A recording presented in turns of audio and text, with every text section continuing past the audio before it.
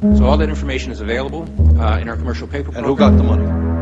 Hundreds and hundreds of banks. Any bank that has access to the U.S. Federal Reserve's discount. Tell us who they are. No.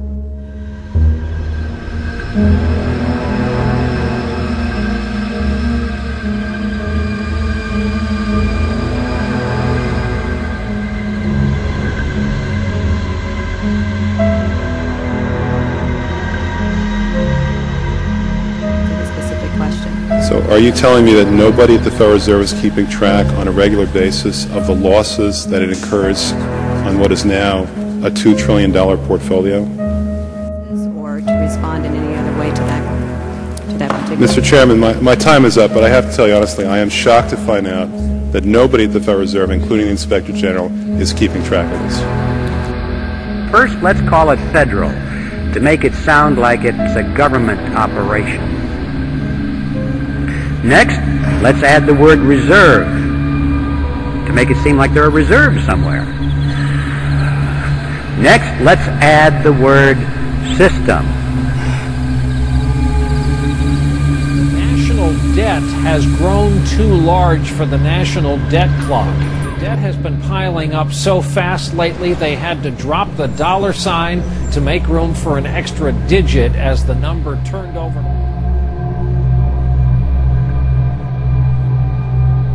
Let's say needs $1 billion for today's expenditures. So they go down to the Treasury and they ask for the money. And the Treasury official says, you guys have got to be kidding. We don't have any money here. You spent it all back in February or March. Everything we took in taxes is gone. Not to worry, they say. Together they walk further down the street to the Federal Reserve building. Now the Fed has been waiting for them, because that's one of the reasons it was created.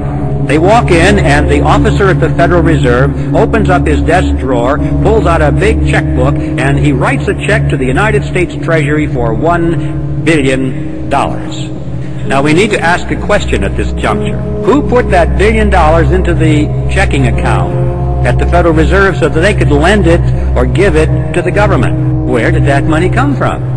And the amazing answer is, there is no money.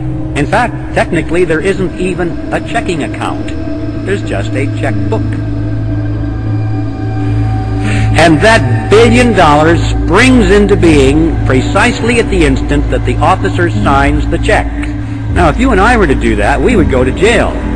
This is the reason the government is in this partnership, because the government has instant, easy access to any amount of money at any time without having to go to the taxpayer and ask for it in the form of direct taxes. But that's why the government is in it. The money that was created out of nothing and given to the government was spent by the government for its projects.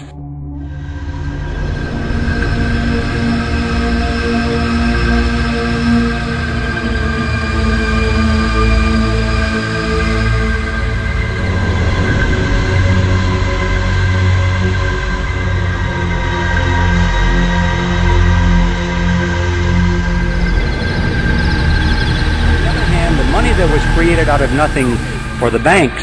They didn't spend that for their projects. They loaned it to us for our projects. But they collect interest on that loan. So the bottom line is that they collect interest on nothing, which is not too shabby.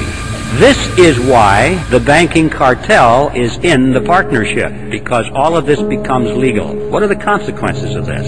This money that is created out of nothing goes out into the economy, and these new dollars dilute the value of the old dollars that were already out there. When you pour all these new dollars into the economic pot, it dilutes the dollars that are there, and so prices start going up and up and up. We have this phenomenon of inflation, which is the appearance of rising prices. I emphasize the word appearance because in reality, prices do not rise.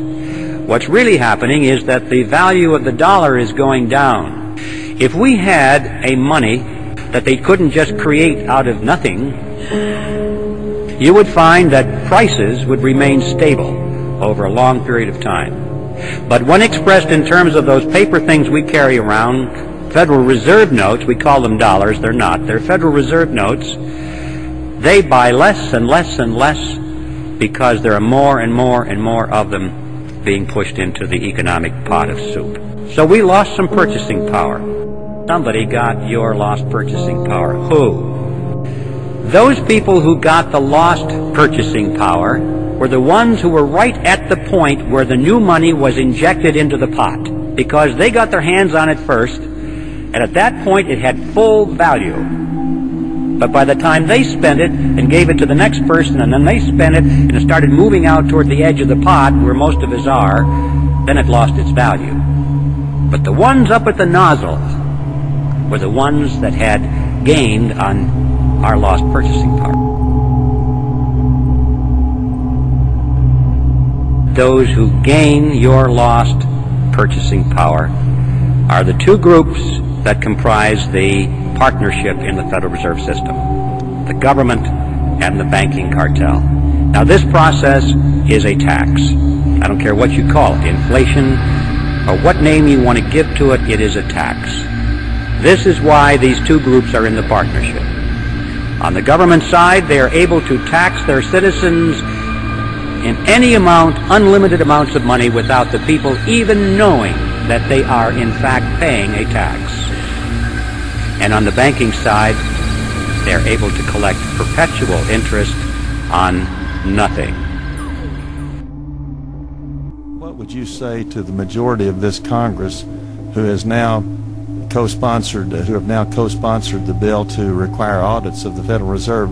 Do you think it would cause problems for the Fed or for the economy if that legislation was to pass? My concern about the legislation is that if the GAO is auditing not only the operational aspects of our programs and the details of the programs, but is making judgments about our policy decisions, that would effectively be a takeover of monetary policy by the Congress, a repudiation of the independence of the Federal Reserve, which would be highly destructive to the stability of the financial system, the dollar, and our national economic situation.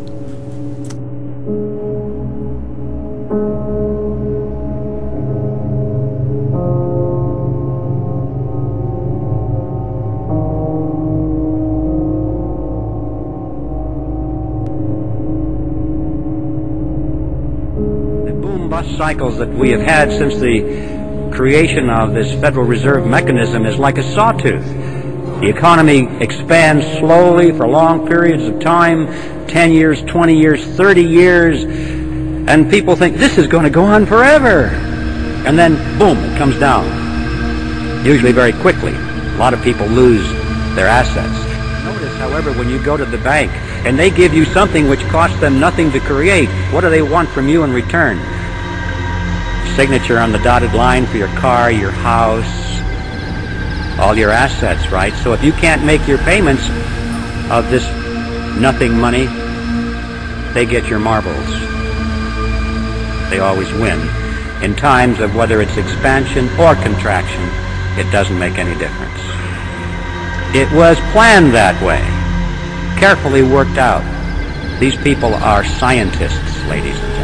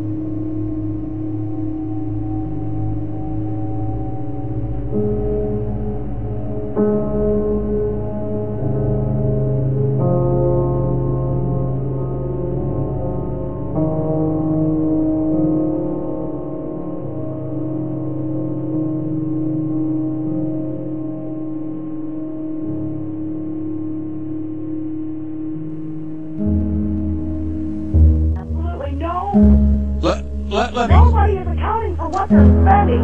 You got people and families out here in the United States that are struggling. I just paid $600 for the utility bill in 1 week. Yes. I haven't got enough money to feed my family. I make too much to get food stamps. I don't even make $10 an hour. Right. Now, if you took that money and subdivided it between the taxpayers in this country, we would stimulate the economy. You know why? Because we want pay off bills, pay off tax debts, create jobs, and buy stuff that we need. Caller. That's how you stimulate the economy. I'll take my answer off the phone. Thank you.